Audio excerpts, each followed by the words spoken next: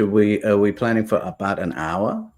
You let me know. We're recording. You're in charge. Your wish is my command.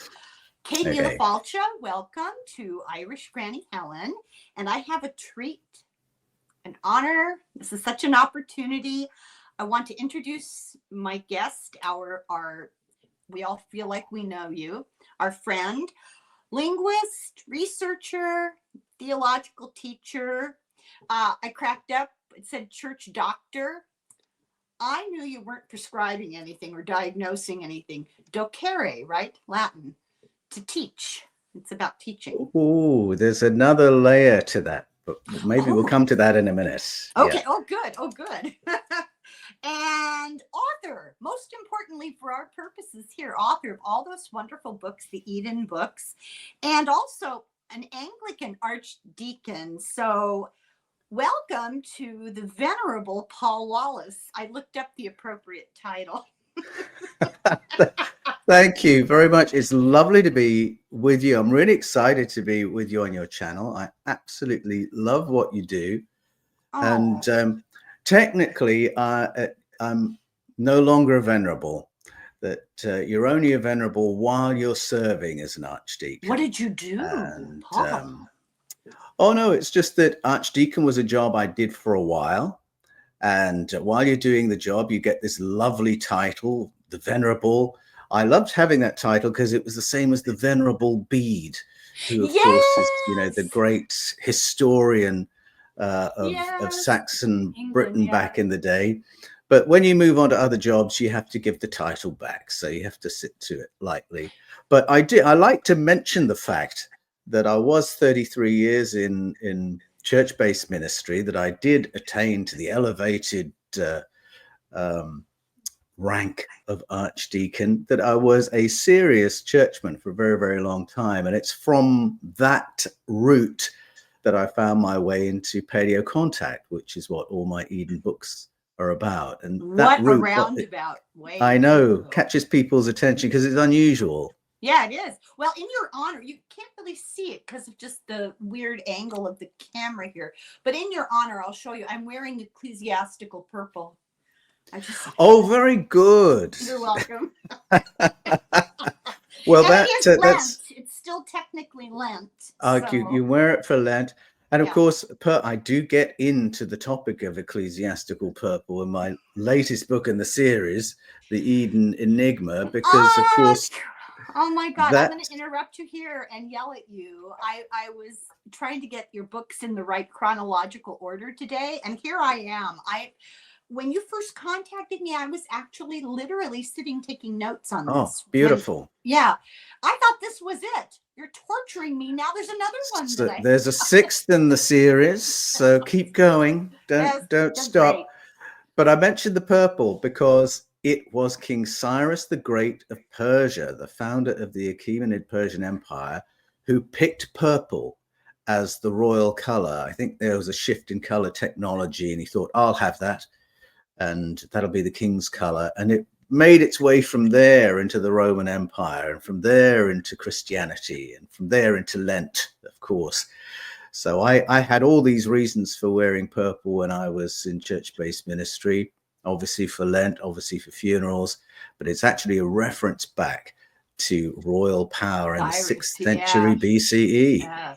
Well, you know, the Phoenicians discovered, I think it's called the murex. It's a shellfish.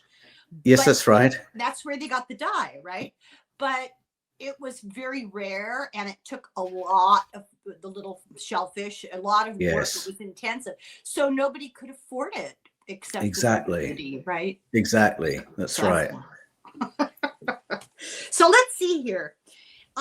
We discussed the proper terms of address.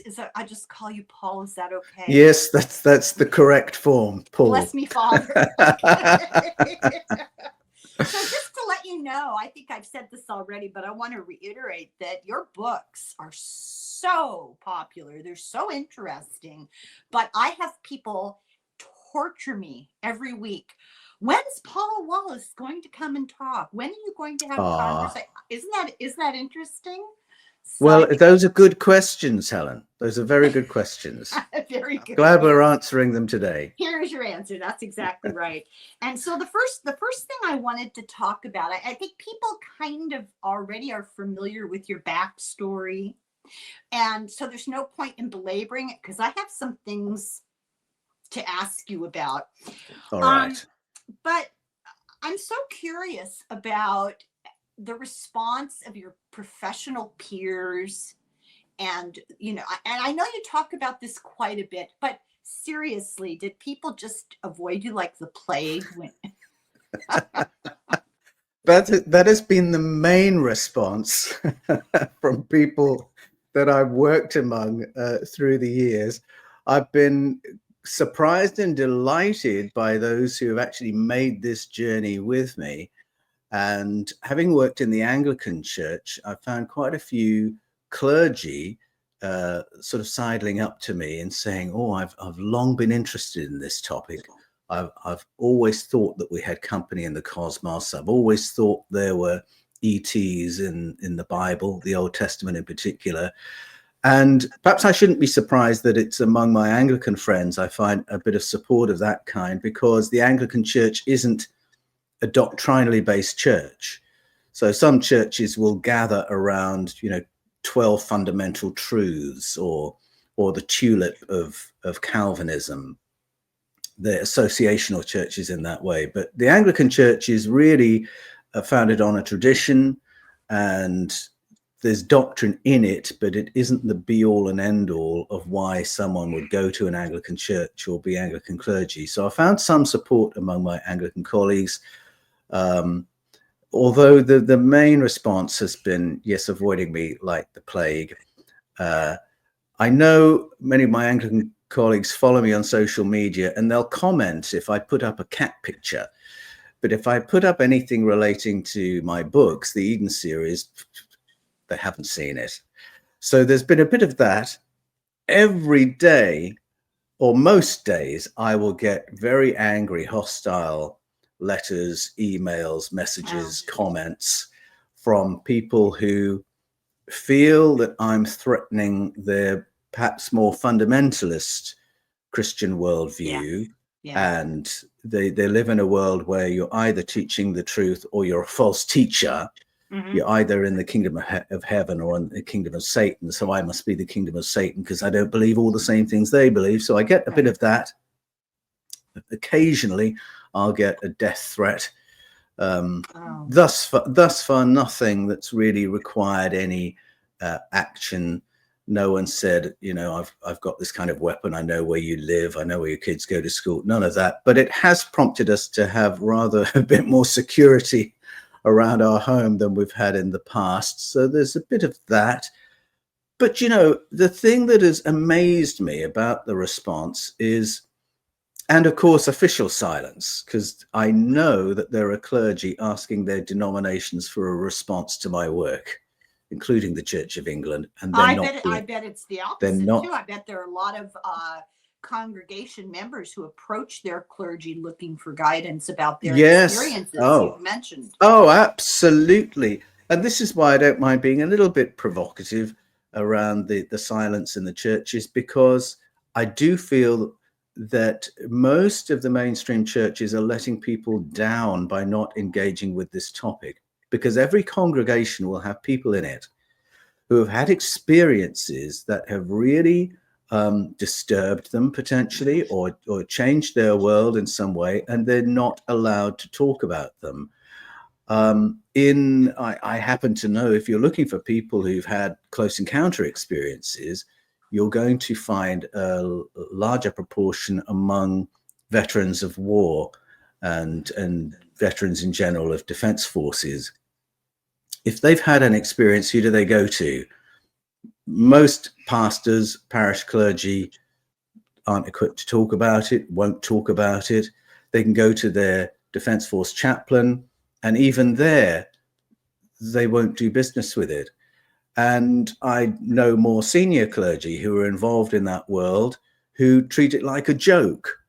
And if the people supervising the chaplains treat it like a joke, then where do those people who've had these experiences go when they want to process what's happened to them?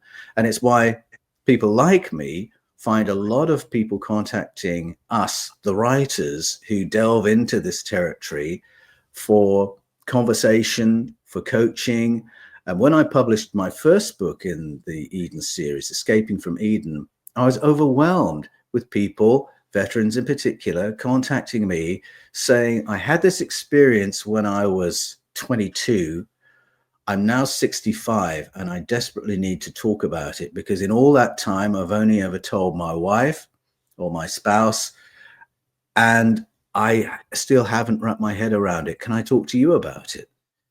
And I thought, this is shocking that the power of taboo is so strong that people have had to live with these experiences and try and process them in total isolation because they expect only ridicule. And that's even if they go to the clergy. Yeah, that's a real betrayal of your calling as a minister. I mean, isn't that the definition of what you're supposed to do? Well, exactly. Yeah. That's exactly what I think. And in particular, since 2009, it was, the Roman Catholic Church held its colloquium on the implications of contact with other civilizations. Yeah. And there was a big build up to it. We were hearing from Monsignor Corrado Balducci, who was the Vatican Senior Advisor in Paranormal Ministry, from Reverend Dr. Guy Consolmagno, who's Senior Astronomer at the Vatican Observatory, the Director of the Vatican Observatory, Father Jose Gabriel Funes. We heard from them for a year leading up to it, and probably 18 months following it. And the message from them, and they are of such seniority, you know, it's the Curia you're listening to at this point, saying, look, there's no real theological issue here. We should expect contact. It might happen sooner than we all expect. And we shouldn't be surprised to encounter extraterrestrials because they're in the Bible. They're in the Old Testament and the New Testament, and we should be ready to embrace them as a brother and sister alien and simply realize that the Creator's been busier than we thought. And that was the colloquium. And it was a very clear call to not just Catholics, not just Christians, but people all around the world to revisit the question of, are we in company? And if they can do that under the most conservative Pope in my lifetime, then where are all the other churches? How are they not facilitating this conversation? And it's one of the things that's motivated me in putting my books out of the Eden series, to bring more people into the conversation, to say it's all right to talk about these things. Yeah, I think it's a lack of moral courage. And I'm absolutely astounded that the colloquium would say, you never know when it might happen. Why are they not talking about the fact that it already has? What are they hiding? What are they?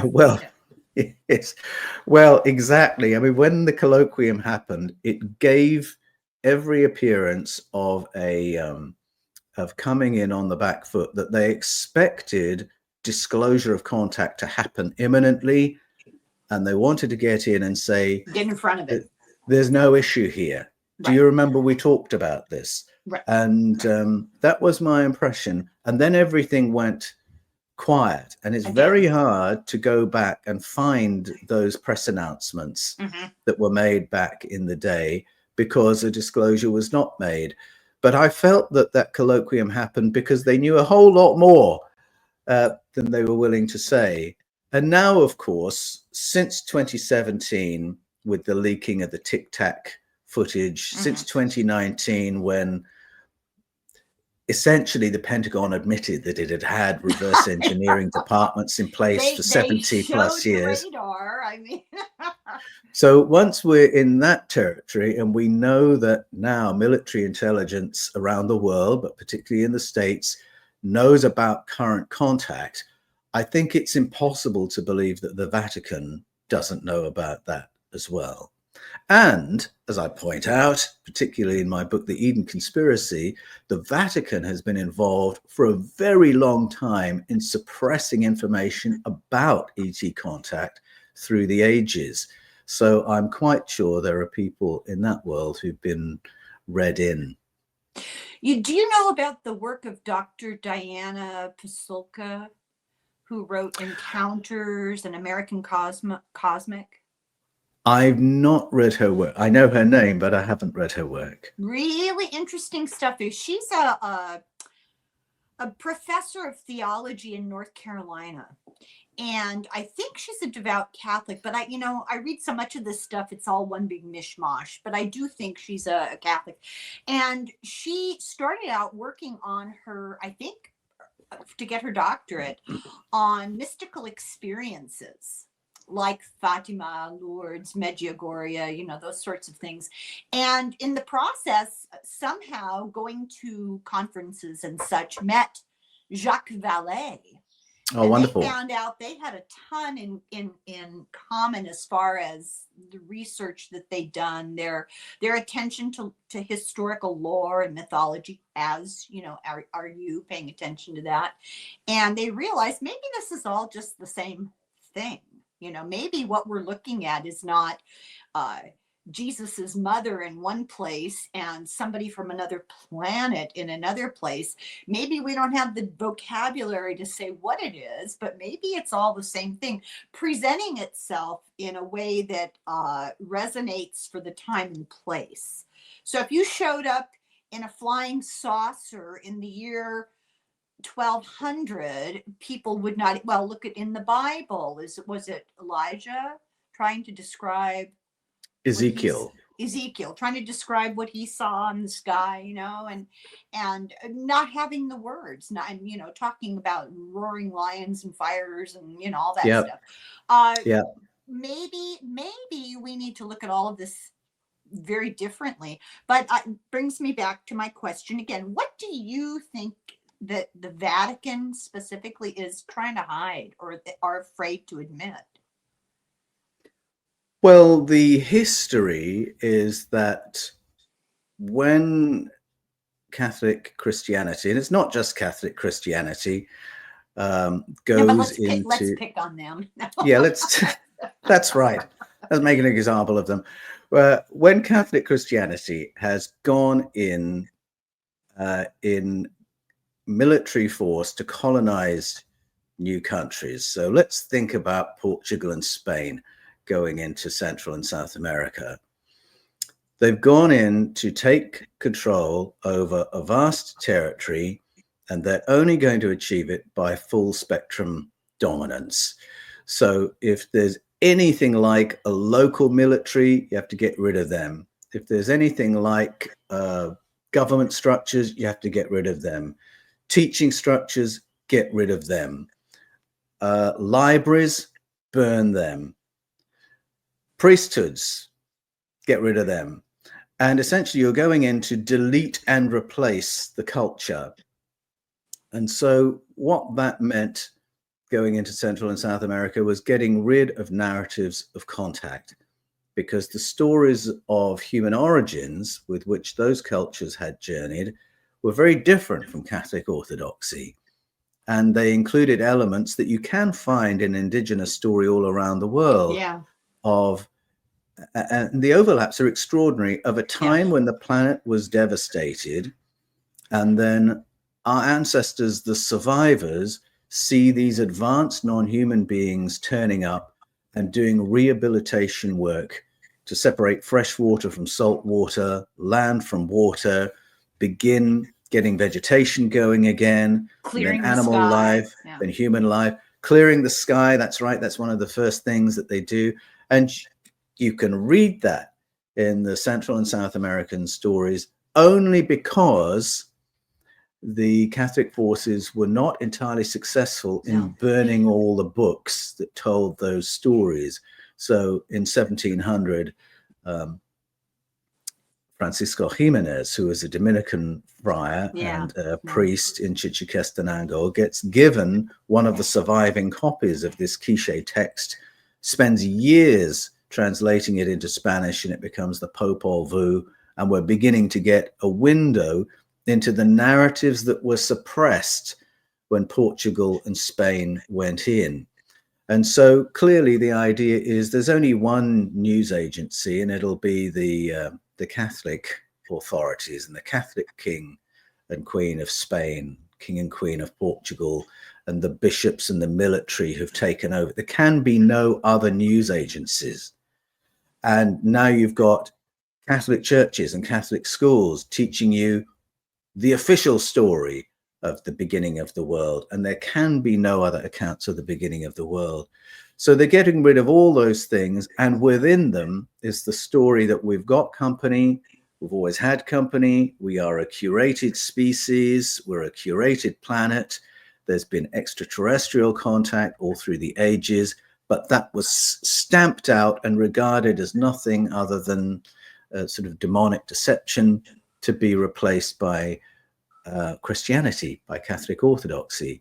And from that time to this, those stories of company, cosmic company, have just not been acceptable, have been taboo.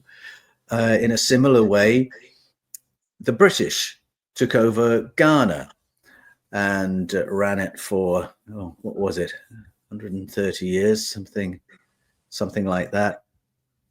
And they didn't get rid of the old stories with quite as much brute force. They did it really through a lot of cultural snobbery. So that if you wanted to get on in British Ghana, then you would have to learn to speak the Queen's English, with as British an accent as you can muster, and dress British and have a British education. And then you might be able to become a lawyer in your own country that the British are now running. And if you've got a mum or an aunt or a granny who remembers the old ways, who's a traditional healer, who's a curator of the indigenous stories of Ghana, well, now just distance yourself from her, because she's a witch doctor, she's an idolater. And so through that cultural shaming, Ghanaians were compelled to move away from their own knowledge and replace it with British Christian Protestant orthodoxy. And again, there are stories of contact, there are stories of non-human intelligence interfacing with us through the ages, all of which get suppressed.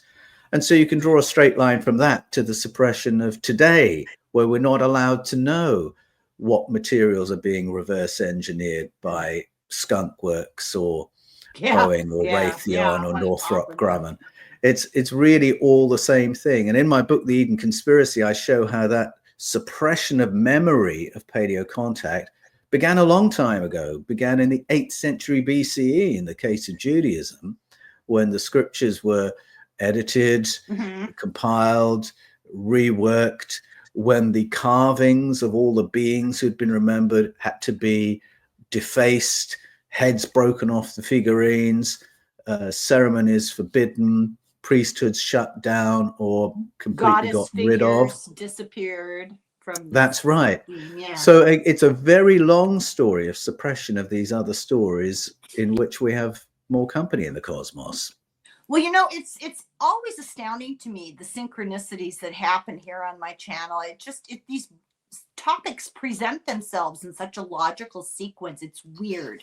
So I had already finished one of your books and presented it. I was starting to get another one, and this was my plan to do the Gnostic Gospels. Oh, wonderful. Well, this is, I read this when it first came out, and it's interesting to compare, almost 50 years ago. It's interesting to see the different feeling that I get from it now, with a little bit of time under my belt. But what you're saying is, if I hear you correctly, is that to tell the truth now would to put question to their hegemony, their authority. They can't go back once it's too late. It would question everything. Well, you see, I think this is where I would applaud the colloquium, because it was a way of giving permission to Catholics and putting out an invitation to the whole world to think again about some of these questions. 400 years ago, the Roman Catholic Church was burning people at the stake for just suggesting there might be intelligent life on other planets and suggesting that we can develop our cognitive powers. So that's Giordano Bruno. Or that the Earth goes around the sun. Yeah, that's right. So that the Earth goes around the sun, exactly. Putting people under house arrest for saying such an awful thing. So I think the colloquium was actually quite courageous, because it was saying, you had to connect the dots, but it was saying that was wrong. We made a mistake. And yes, we probably are in a populated cosmos. And so I felt if they could do that much, and to go further and say a populated cosmos doesn't necessarily negate the idea of a creator, I think that was quite a bold attempt to have a conversation and say, well, let's revisit some of these things. We've got some of this wrong. Let's think about it again. Yeah, all that much more interesting, right? It does. Yeah. I think potentially, though, there's a lot of danger in it if you want to hold to familiar orthodoxies, because I find that your concept of God does have to change when you begin processing the implications of a populated universe. And God's relationship to us, the human race, changes. But I think we should not be frightened of allowing ourselves to learn in that area. I think sometimes there's like a dichotomy of either you're a believer or you're a seeker of truth. Well, I think the two can go together. Yeah, well, I think they feel threatened. The truth is set in stone, and if you question it by entertaining other ideas, you're challenging something that is set in stone. You know, the orthodoxy of the church from long back, and I small o, didn't they embrace the notion that monotheistic, one God, very much removed from humankind, just involves himself enough to be angry and vengeful, but not, nothing nothing more than that. And that Jesus was definitely divine, and I think they voted on that, so it's very democratic of them. But I don't know what my question was, just that you would be challenging those very basic tenets if you entertain the notion that there were multiple supreme beings running around the cosmos. Well, this is where it gets interesting, because when I use the word God, I only use it to refer to, and I'll quote the Apostle Paul in Acts 17, the source of the cosmos and everything in it, that in which we all live and move and have our being, of which we are all offspring. Part of. When Paul uses that language, he is unpacking really the Greek idea of God, and he's using the Greek name for God. That's right, theos. So it is a Platonic vision of God. Anything else is not God. Anything else is a being, is an entity. There may be all kinds of powerful and interesting entities, but they're not gods in that sense. And I think we distort ancestral story when we use the English word God with a small g. Because if we use the word God, we will generally think of a supernatural, transcendent, almighty, ultimate, probably imagined being. That's what the word God does in our brains. Well, it anthropomorphizes the concept. Yes, it does. We don't have a vocabulary for it, really. It does, but it also pushes our concept in the other direction.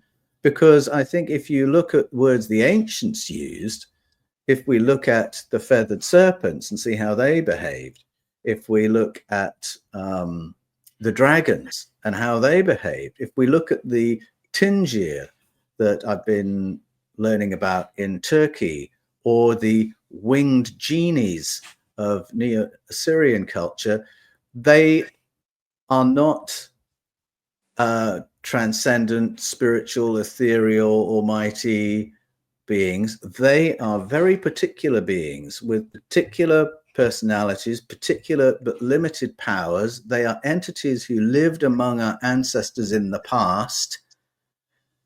So that's not what we think when we think the word God in the English language. So I like to use the words the people used at the time. So if I'm listening to the stories of the Urartu people, I'll talk about the Tingir. If I'm listening to Babylonian story, I'll talk about the Anunnaki. If I'm listening to Hebrew story, I'll talk about the Elohim, the powerful ones, so on and so forth. And then when you look at how they behave in the stories, it becomes clear they're finite beings who our ancestors tell us lived on planet Earth in the past among their ancestors. So let's get into those stories, use those words, and very often it's helpful to leave the words untranslated and then just see how these entities behave in the text, and then a coherent picture begins to build up. And I argue we should do the same with the Bible.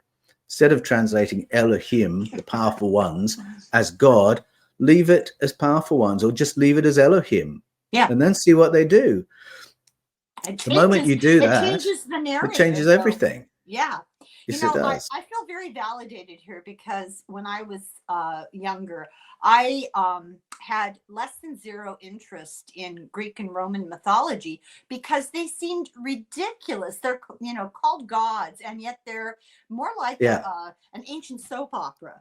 And I just thought it was ridiculous. And only now, with a little distance in time, and perspective, that thanks to you and people like you, looking at them completely differently, and there's no it's not one or the other. It's both entertaining the notion of these flawed individual beings and another source. So I wanted to ask you, you've met some really interesting people, and the first one that just jumped out at me, and I was just sort of like, you could have said John Lennon and I would not have been as thrilled.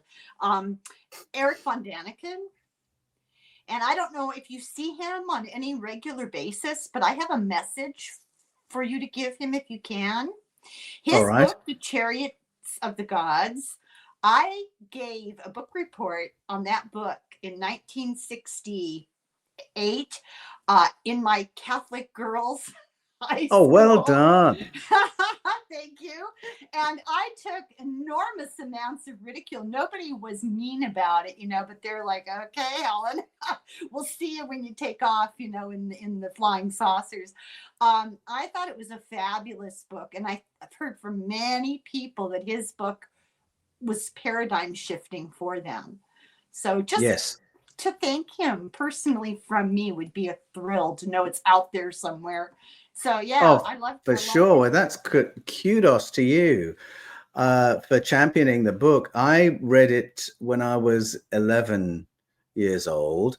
My mum and dad had a copy, and I think that was round about the time the movie of the book came out. So that gave the book a real boost. I mean, the other day I looked in Paleo Contact on Amazon. Chariots of the Gods was #1 on that day, you know, nearly 60 years after it was published. He has published 49 books through his lifetime, but Chariots of the Gods still charts. And I take my hat off to Erich, because it really was Erich von Däniken's work that made questions of human origins, the possibility of external interventions in the development of Homo sapiens, the stuff of mainstream popular conversation. More than anybody else, Erich von Däniken did that and took a lot of heat for it. Oh, it must have taken a lot of courage to do it. It did. I read it when I was 11, and that was, though, a time when you could have conversations about those things. People were a little bit more willing to explore, I felt, in the 1970s, yet it was still, you know, you would still have to have a bit of a joke in the air if you were going to go anywhere near the topic. But I read it and I thought, well, actually, Erich von Däniken's put his finger on some gaps in our ability to explain ourselves as an intelligent species. And I felt that the questions he had raised were worthy of attention, and they sat at the back of my mind for decades, really, until I did my own work and sat down with the Hebrew scriptures to say, well, how do the Hebrew scriptures relate to paleocontact? Is the Old Testament full of ETs in the way Guy Consolmagno says?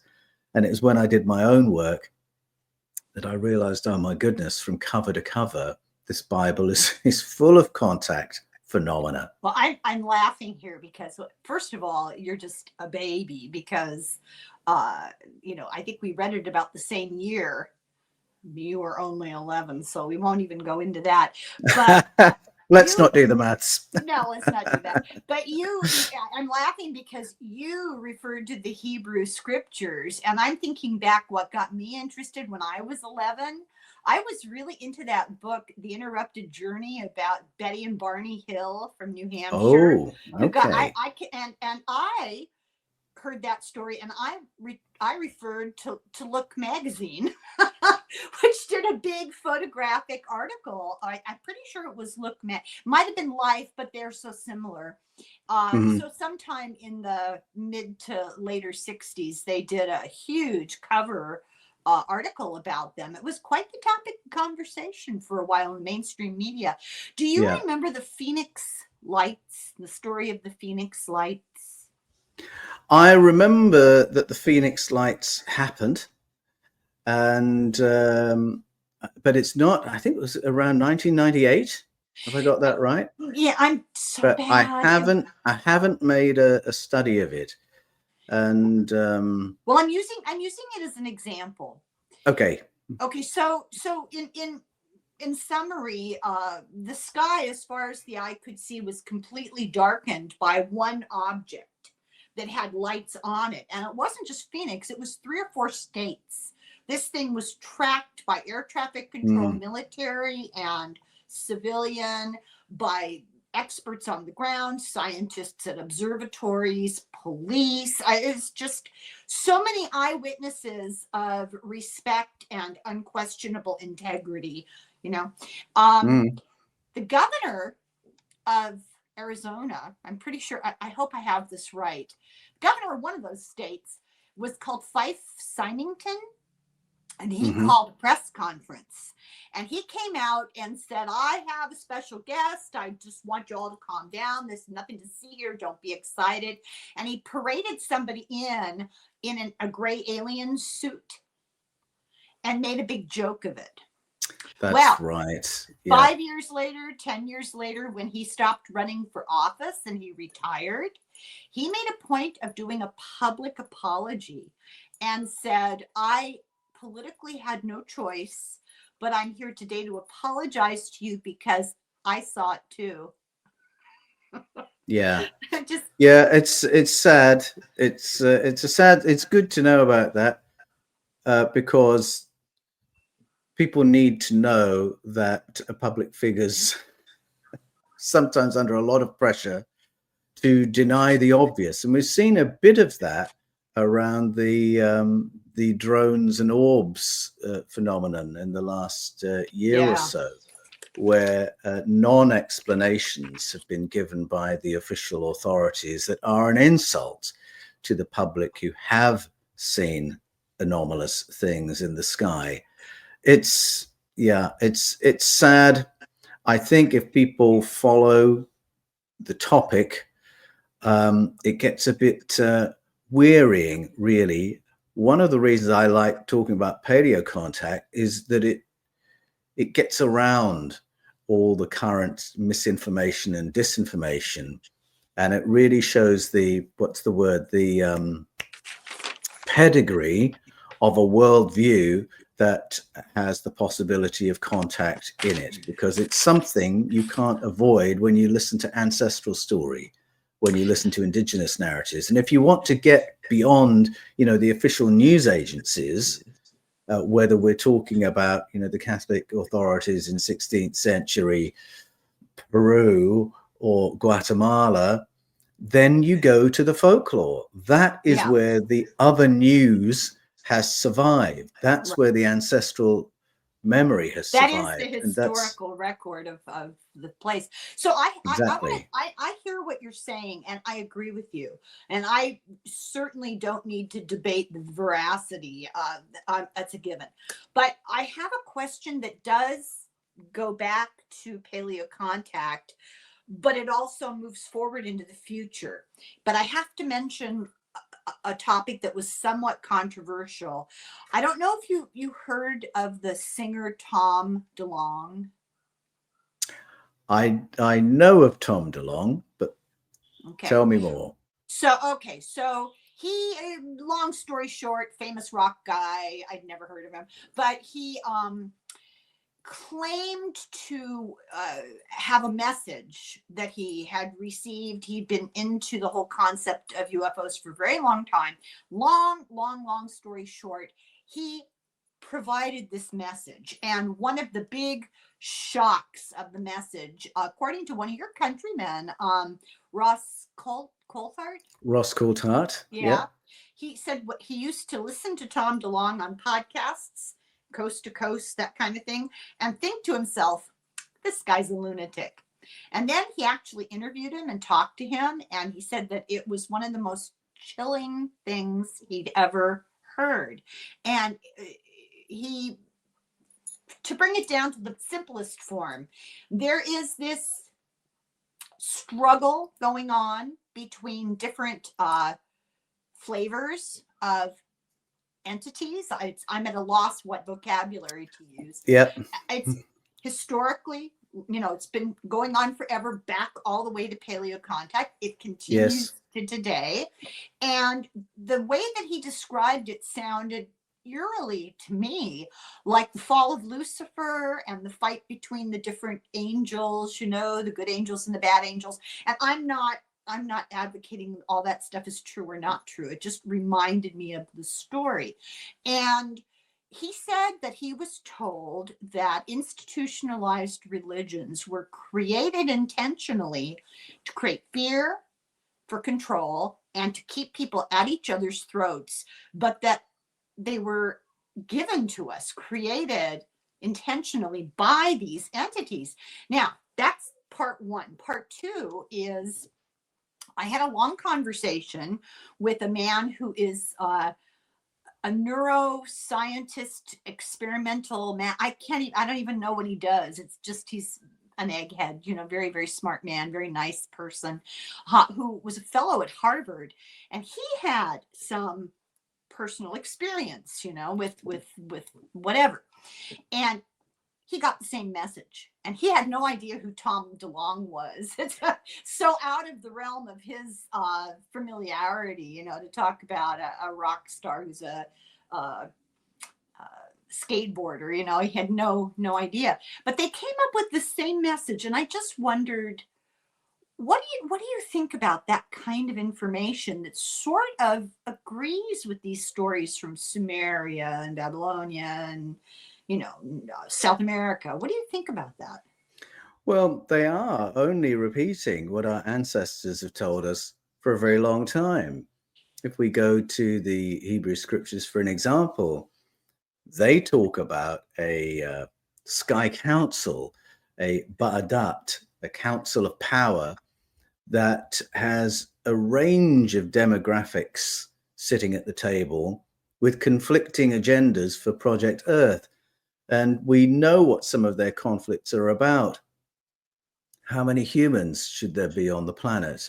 How long lived should they be? What access should they have to medications? What access should they have to clean and safe food and water? What access to information? So on and so forth. And they conflict over these issues. Sometimes they go to war over these issues. They go to war against each other for hegemony and control. That's in the Hebrew scriptures. It's in the source texts from out of the cultures of Sumer, Babylonia, Arcadia, and Assyria. It's there in India, the stories of the Vedas. That's right, in India, Norse story, Greek story. It all has that aspect of powerful non-human entities who've got jurisdiction over different geographical areas and who are always jostling for power. So, I mean, you can go anywhere around the world and hear ancestral story describing this. And then how does that relate to today? Well, I think same as it ever was. I think there are more non-human demographics involved in Project Earth than there were when our ancestors were writing the Enuma Elish or the Book of Genesis or the Vedas. But I think the basic scenario is the same. If we listen to someone like Shed, for instance, who for 28 years was Israel's chief of space security. So it was his job to know if we've got company, and it's his job to know if it was a threat. Brigadier General Shed. Yeah. And he, Christmas 2020, I think it was, published a book, did a press conference, and basically said that's the situation we're in today, except we are in collaboration with some demographics. We are? We are. We are, okay. That we are being exposed to their technology, and that when we are able to replicate their technology and do the things they can do, and essentially manipulate space-time, create a space-time bubble so that we can travel interstellar distances, so that we can fold space and ping into another part of the galaxy. Once we're there, that's when the rules of engagement change, when we join the club and become members at the table rather than the studied and the examined. That's the picture he describes. But the suggestion from him is that we are in collaboration with some who are working with us, but they are part of a whole range of demographics who are involved in conversations about Project Earth. And I think the reason why there's been an acceleration of phenomena and disclosure is that the accords among our overseers are leaking like a sieve at the moment.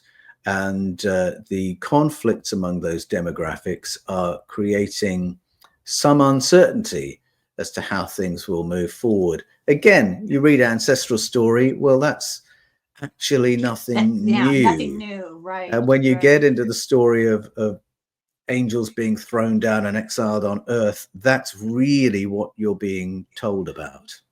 So how much of our situation is our own poor free will choices, and how much of it is the influence of these entities manipulating us, or do they just go hand in hand? Well, I think if you, for instance, revisit the Hebrew scriptures and read the word Elohim in the plural and realize that many of those stories originally were not God's stories, they were stories of the powerful ones, reread them that way, and I actually think a more positive view of humanity emerges from that. I mean, there's a very interesting story arc in the Hebrew scriptures which follows the pattern of dragon story around the world. And I should say dragon story isn't all one thing around the world. There are stories that go back, Julien Duy of the Sorbonne argues about 175,000 years, that talks about dragons as beings who came and helped our planet recover from a cataclysm, and those are positive stories. And then there's another family of dragon story from about 10,000 years ago that sounds more like an invasion and colonization. And those come along and they exploit the planet and they exploit us and they govern us. And from that period, we've got a dragon story that follows this shape, where we begin as human colonies governed by terrifying non-human others. And these others want gold, livestock, and virgin girls. And that's the same in the Hebrew scriptures, same around the world. Sacrifices to the gods, right?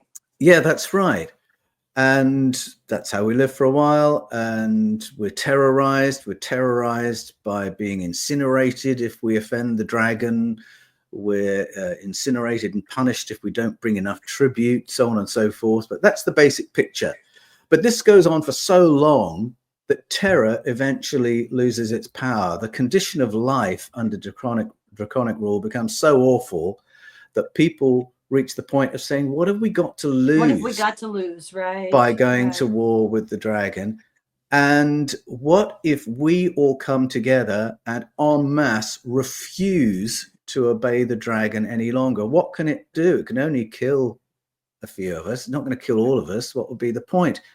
And by the time people have been terrorized to the point where fear flips over to resignation and a strange kind of courage, that's when the story changes.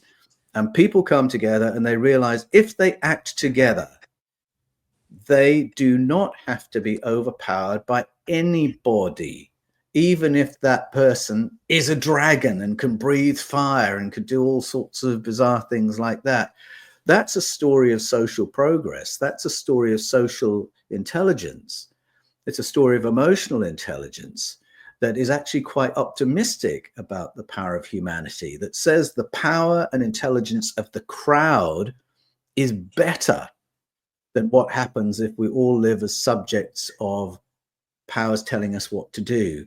So I actually think that's quite an optimistic story. And so that happens in 1 Samuel 8 in the Bible, where the leaders of the tribes of Israel confront Yahweh and they say, we've had enough of your direct rule. Thank you very much. We're going to have human leadership for human society moving forward. We're going to have human kings, and it's goodbye to you.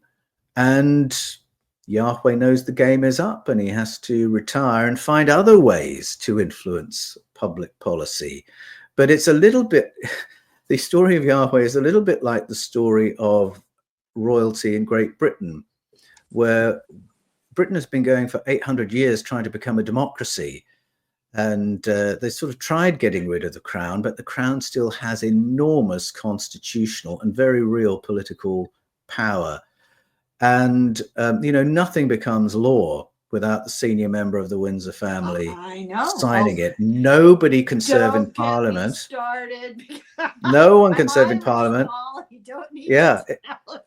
Even if they're democratically elected, until they've vowed fealty to the British crown. They have to come to the king or the queen and get the stamp of approval, right? Her late Majesty, Queen Elizabeth II, only signed, I think there were about 64 laws that she blocked until she got an exemption for her wealth, her family, her properties. She did not want equal rights for all ethnicities in Britain. She did not want fair work rules. She did not want anti-cruelty to animal rules. Everyone else can have it, but only when I get an exemption is that going to become law. She did that about 64 times. So that's real political power. Yep. And it's almost like the story of Yahweh in the Hebrew scriptures is a template, if you're a king or queen, for how you surrender your power, but then continue to pull strings from behind closed doors. And it absolutely fits into this general arc of Dragon's story. So that's a story I unpick in the Eden Conspiracy and in Echoes of Eden, if people are interested in that. Well, when I heard, I mean, I have a lot of opinions about this entire topic, all of them very one-sided. But when I heard that she owned all the swans in England, I thought, okay, that is my last straw. The Crown owns all the properties in Australia. I mean, we Australians, when we buy a house with our hard-earned cash, like to think we've bought something that we now own. But if your conveyancer is doing their job, they will explain, you do realize there's a prior claim on that property, and it's the claim of the Windsor family. And you don't really own it. You just have a lease from the Windsor family to use that property and live in it, no matter that you've paid $1 million for it. I just don't agree with that, and I happen to be a fan of Charles, but I would like him even better if he surrendered his claim on my house and land. Thank you very much. On the other side of the world. It's absolutely mind-boggling. Do you think they'll ever relinquish that control? Well, not voluntarily, no. I mean, there are so many laws and traditions set up to safeguard the power and wealth of the Windsor family. No. And as I say, every politician in Britain, once they get elected, they have to swear that they won't threaten those rights in any way before they're allowed to sit in the House and start governing Britain. Let me just add that Windsor is not really their name. That's Saxe-Coburg-Gotha. Yeah, that's right. Yeah. That's correct. I admire the young woman who's an Indigenous woman in New Zealand who became a member of their parliament and who just gave them. She refused to take the oath to the Queen, and they made a big stink about it, and she eventually did. But if body language and attitude could say anything, it was. Do you know who I'm talking about? I forget her name. No, I don't. But we have a similar senator here who objected when the King visited Australia recently. And as I say, I don't want to personalize this, because as monarchs go, I think Charles is doing some good things. I actually think he cares about the British people, but it's the unaccountable power and the unique privilege of one family that I think is indefensible. And you can trace it back a long way. That's right. And when Charles was crowned, for instance, they had to have a particular stone under his from seat. Scotland, right? From Scotland, that's right. Because if that stone's there, he doesn't have the authority to govern over Scotland. Yeah. That stone came from Ireland. And then previously it was in Spain. And the story goes all the way back. And the reason that stone is so valued is that it is believed that it was part of the Ark of the Covenant. And before it was part of the Ark of the Covenant, it was a standing stone erected by Jacob when he encountered what I would describe as extraterrestrial beings. This is the story of Jacob's ladder. And so what's so curious about that is, why would the King of England need a stone associated with an extraterrestrial under his chair in order for his coronation to work? Well, I think you just made your own argument. I think it's a rhetorical question. I mean, it's the same around the world. The idea that the authority to govern has actually been inherited from the extraterrestrials who used to govern us. And that's the statement being made by placing that stone under the seat. That's right. Well, the whole so I have a question somebody asked me to ask you. We kind of touched on it, because you do believe that this is ongoing. It's never ended. Do you believe that they're hoping to continue hybridizing us to maybe tweak our DNA so that we come to our senses? No. The story of our DNA is a fascinating one, and there are ancient narratives around the world that strongly suggest that there was genetic modification, intelligent genetic modification in our human history, in our primate history, and animal history to create Homo sapiens sapiens. But so many of these stories of engineering end with a bit of a downgrade to get us to this current state of mind. We got too big for our britches, right? So, well, that's right. So our ancestors say there was a time when we were more intelligent than we are now, that we were better at future vision and far sight and self-healing and telepathic connection, and all that had to be dialed down a bit to where we are now.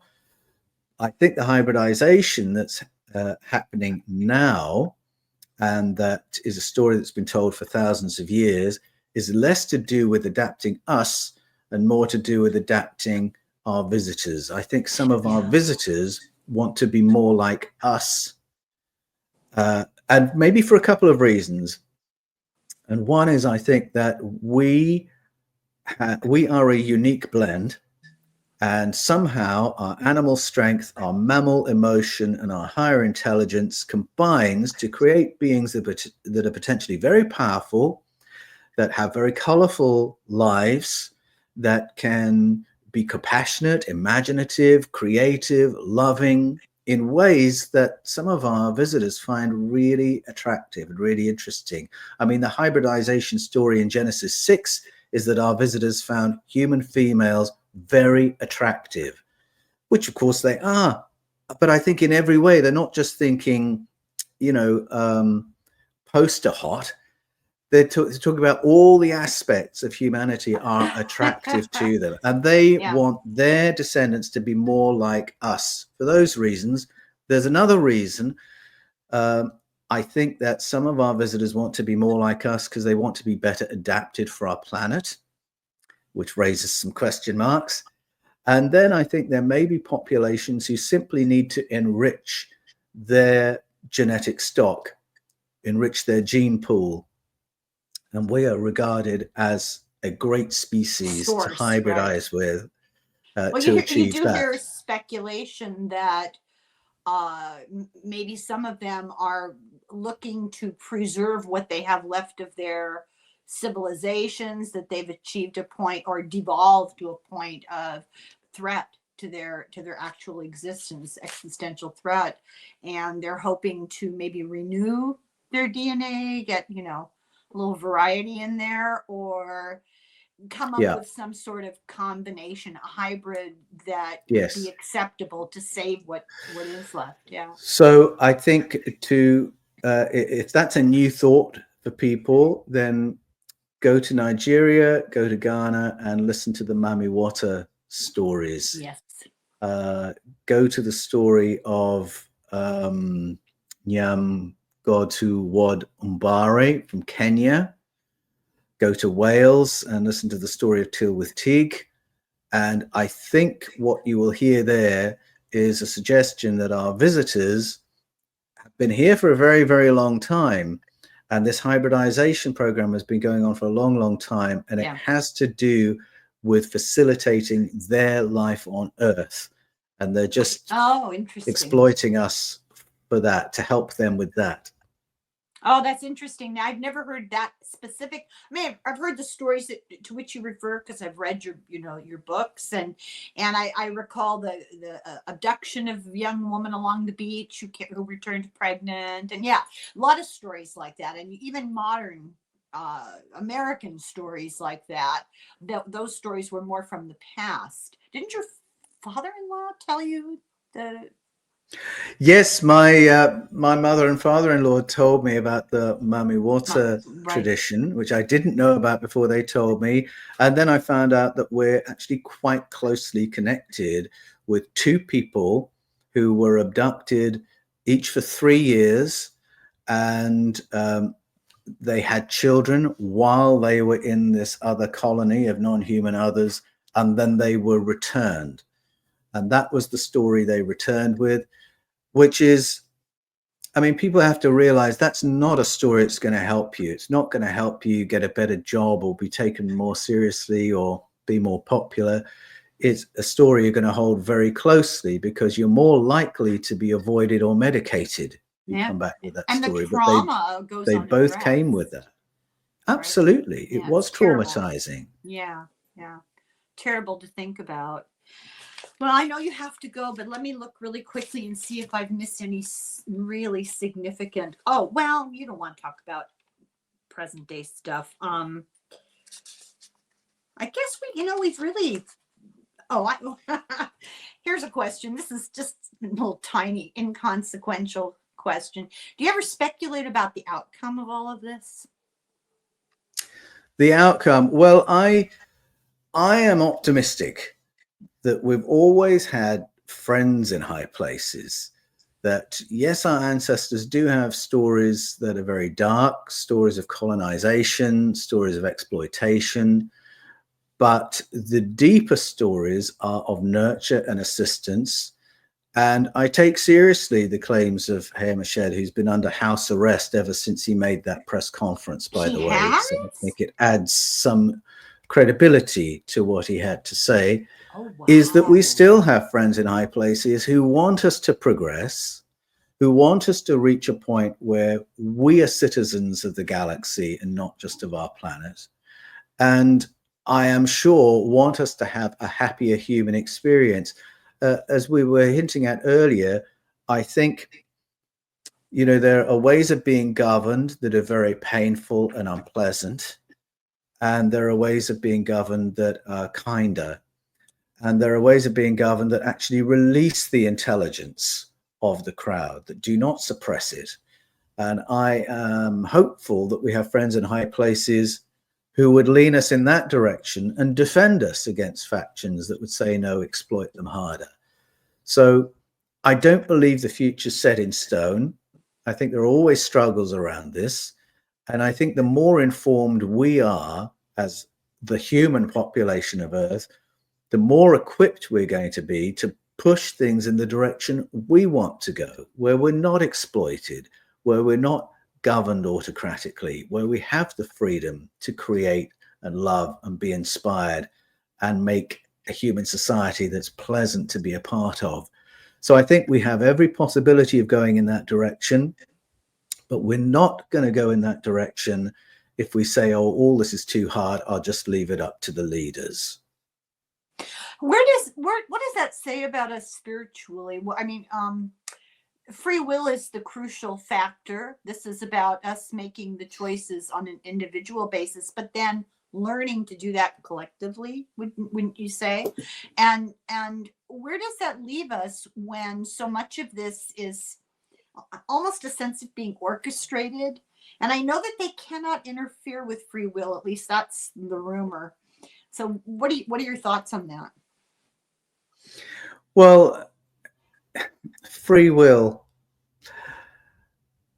I mean, if I say free will, obviously I can think of it in terms of theology. I can think of it in terms of philosophy.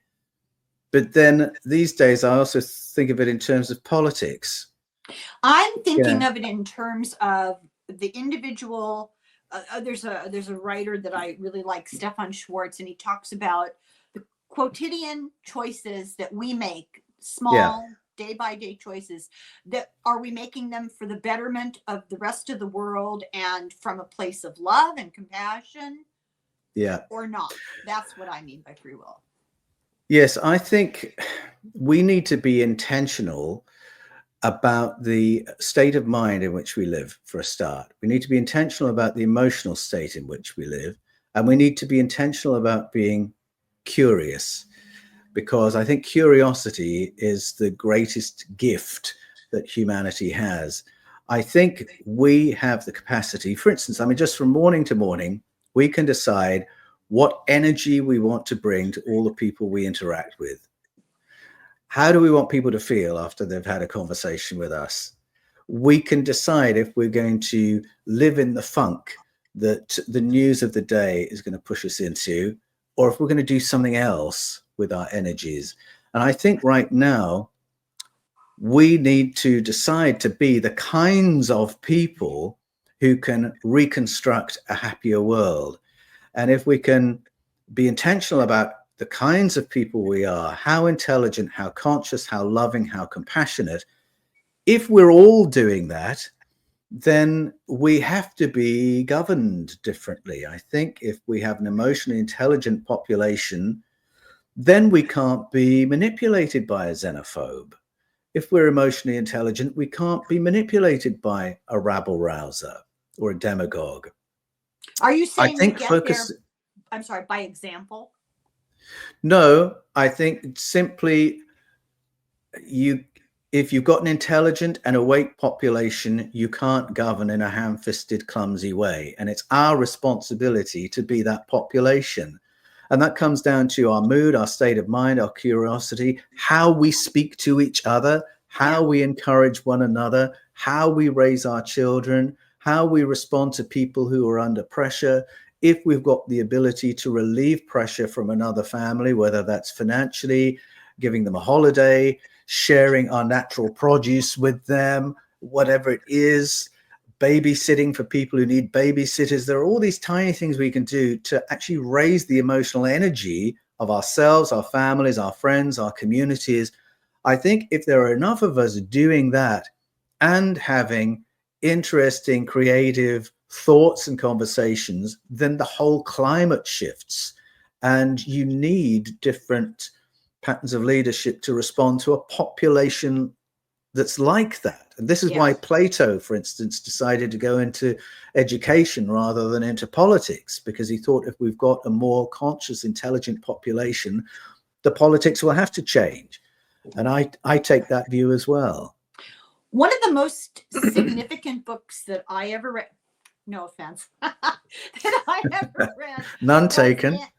Man's Search for Meaning by Viktor Frankl. Oh, yes. Because there's an individual in the worst imaginable situation, and yet he was able to ask himself every day, what can I do for the good? Every day. Yeah. How do you get that strength? It was his survival strategy. So that was a part of it. And another part of it for Viktor Frankl was beginning to put together in his mind the lectures that he would give about human nature after he got out. Yeah. And he did that because he knew it would help him survive psychologically. It's remarkable. Yeah. And you're absolutely right. If someone can do that in the conditions that he was living in the Second World War, in the camps that he was confined within, then that really is a call out to all of us to say, be intentional about your thought life and where you're going. And if you can think, I'm going through this really difficult thing, how is that going to help me? How is it going to help my kids? What will I have learned? How can I help others once I'm on the other side of this? That is a survival strategy for you. And it helps you get through the thing as well as have somewhere to go after it. So I think, yes, Man's Search for Meaning by Viktor Frankl is a book I'd recommend to anybody. Yeah. I've been reading the Stoics, and I don't know very much about them, and I'm sort of blustering my way through them. But what I thought was so intriguing about their life view was, rather than give yourself over to the extremes of emotion, which we do all day long, every day, that is what reality TV is all about. To turn inward and try to ask yourself if you understand what you really do understand about good and bad, right and wrong, and then apply it on a small daily basis. Isn't this beginning to sound familiar? And I thought that was so interesting, because they talk quite a bit about what do you do with, how do you practice that within the context of a crumbling empire, wars, crazy people. How do you handle? So trying to balance, what decisions am I being faced with? Moral decisions am I being faced with that I must pursue despite the negativity? And what can I let go and concentrate on just doing good? Not good, the noun, not the adjective. I think that it was very useful information. I've been trying to put that out there because it helped me. I found it very a more clear guide to what's going on in our lives today. Definitely. I mean, I find Plato extremely helpful in that way too. He has this wonderful, profound cosmic vision of what human life is about and who we are in essence. And he says that one of the reasons for this material life, and perhaps the central learning of this material life, is to learn to shake off what he would call the heavier emotions and operate in higher emotions. So by heavier emotions, Plato means things like hatred, fear, anxiety, resentment, greed, selfish ambition. And he says, if you can shake those off, you will have a better human experience and you will have better experiences, which is only logical when you think about it. We tend to look at people in the past as, because chronologically they're farther in the past, that they're somehow less primitive or more primitive. Yeah, that's right. And that's not true at all. Not at all. Yeah. So that's half of the equation. And then he says, if we can operate in higher emotions like love and compassion and curiosity, again, we will have better experiences. Yeah. And it's almost like you've got the core of what people today call the law of attraction. that if you can be more intentional about your emotional state, you will have better experiences. And if we can do that, if you are not constantly pushed and pulled by fear and anxiety or anger or hatred, you will respond to stimuli differently. Yeah. So you might go to the shopping mall and have an opportunity to despise someone who you're seeing misbehaving. But if that's not your habit, if your habit is compassion, then you might respond differently. You might inadvertently flick the TV on and be confronted with some person that the government wants you to despise. And if you're just not habitually in that emotional space, you just won't do it. If you're a curious person, you'll think, why are they showing me this person? Why are they showing me this story? Yeah. Why do they want me to respond? Yeah. That's where curiosity takes you.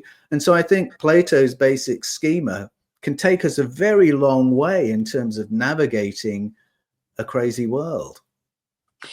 You're absolutely right. And I think really what it boils down to, if we have to simplify everything, which I always feel like I need for myself, is that keeping an open mind and trying to live your life from a place of wanting to be better, trying to be kinder. And Yes. and that sounds, it's so simplistic, but these days, I don't know how it is where you live, but these days it's very challenging here in these United States. It is challenging. But I think boiling it down in that way is exactly what's needed. Yeah. Because it can be so disorienting, what's happening in the world around you, to come back to, it is better to be kind than cruel. Well, we didn't talk about the importance of creativity. And so I just want to end this conversation with an invitation to you. If you feel so motivated, once every couple of weeks, I get together with another person on YouTube and we do an hour of knitting and chatting. And we just talk about the most ridiculous things and try to elevate our mood and be creative and admire the color of the yarn and just anything that we can do to be creative and not destructive. Yes, I love that. That's right. Yep. And I mean, that's who we are. That is the great thing about human beings. That is the quality that some of our visitors want to have for themselves, because it's something so special. And I think you need to be intentional about being happy as well. You really do need to, I don't think this is an American word, diarize. Perhaps I should say schedule in. You need to schedule in things that will make you and the people around you happy, not assume that they're going to happen on their own. And I think the more pressure we're under, the more craziness around us, the more intentional we need to be about doing those things. So, how much time have you spent in nature? How much sunshine have you got on your skin? When did you last go for a swim? When did you last play a sport with a friend?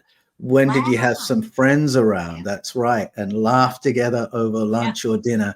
We need to be more intentional about those things, the things that make us human, than perhaps ever we have before, so that not only so that we can survive and thrive in very difficult and challenging times, but so that when we're on the other side of those challenging times, we will be the kind of people that the world needs. Yeah. The artists and the creators, the writers. Yeah.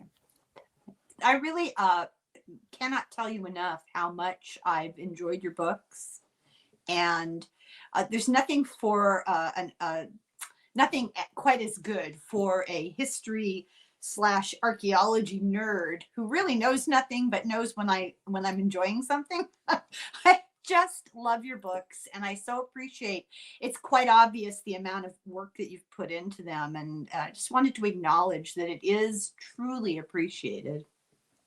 Well, thank you. It's music to my ears when I talk to someone like you, Helen, who has not only read the books, because of course every writer wants to be read, but you've got such a great feeling for them. You get to every layer of the books that you read. Oh, thanks. You really savor these things. And then you show other people. Do you realize how much is going on here? And you pull a wider audience, I think, in to all the books that you talk about. So I feel very privileged that you focused on mine among all the other books that you've examined. Let me tell you that you take a load off me. I worry all the time that an author might take offense. I worry about copyright. It's funny. It's funny. It's like that Woody Allen scene, isn't it? You fear the author coming on and saying, "That's not what I meant at all." Oh. Like but that scene I think in the theater line when they're that's right. Yeah, in Annie Hall. That's right. Who was it? Was it Noam Chomsky? I think who was it that it was somebody. I don't think it was Noam Chomsky, but it was someone of that sort of importance. It was Roth, hilarious. Somebody who came on and said, "No, you got all that wrong." But I think when you write a book, you have to really let it go. The book takes on a life all its own. And you have to be willing for people to understand it differently to how you meant it. And from time to time, people will come and say, "Oh, Paul, I loved how you said da da da da da da. That was a real revelation to me." And sometimes I have to bite my lip and say, "No, that wasn't me. I didn't. that wasn't what I meant." Are you sure? You've written an awful lot of books. Might be easy to forget. So, we didn't even mention that you're a TV star too. I'm sorry about that. I watched your video the night before last about, little did I know it was about the next book. You're in Turkey with Matt LaCroix. LaCroix. Yeah. Right. Tell him I wanted to call him Matt Bijou. That's that is also a nice name, a French name. Yes. I think there's a reason for that. So very interesting. Did you figure out what that basalt box was for? Yes, but you're going to have to read the book to get the answer. But the really intriguing symbol is the one on the cover of the Eden Enigma. So that's the handbag of the gods and the pine cone. Yes. There's lots of conversation as to what those mean. I think I have decoded the original meaning of those emblems, and that is in the Eden Enigma, just to whet people's appetite. And the whole book is about getting to grips with the symbology that the ancients left behind and saying, well, what is encoded here? What is the story they represent? And how does that relate to the story of humanity? Well, there's a big pineal form in the Vatican. Oh, yes, I know. Yes, I write about that. That's right. The Corte della Pina, the pine cone courtyard. What is that doing there? It's on the papal staff as well. It's obviously important. So what's it doing there? Because you won't find it in the Bible. So there's some other message that's being keyed into there. I stood there and looked at that thing and I thought, what's going on here? Yeah, a lot to it. Yeah. So anyway, your videos are wonderful. That's the Fifth Kind TV. That's right. And the Paul Wallis channel is another one. And if you speak Spanish, El Quinto Tipo is also on YouTube. Oh, gracias. I grew up in Southern California, so I can say the first part of the Hail Mary in Spanish. That will take me far. Yeah. Dios te salve. Very good. Thank you. I guess my job here is done. I've monopolized a lot of your time. I really appreciate your generosity in speaking, and I will cover the Eden Enigma. And I'm going to ask you publicly if you would be so kind as maybe to come back, return to talk about it. Would you consider doing that? Well, I have to say yes, don't I? I know, I put you on the spot. It will be an absolute pleasure, Helen. I'll be delighted. Oh, no, it'll be a pleasure for us, for me. This has been so much fun. Thank you, Paul. Thank you very much. And let me just say thank you to everybody who's watching. I'm sure you'll hear about this. I'm sure there'll be a response. People will be thrilled. So thank you very much. And slán go fóill, slánte.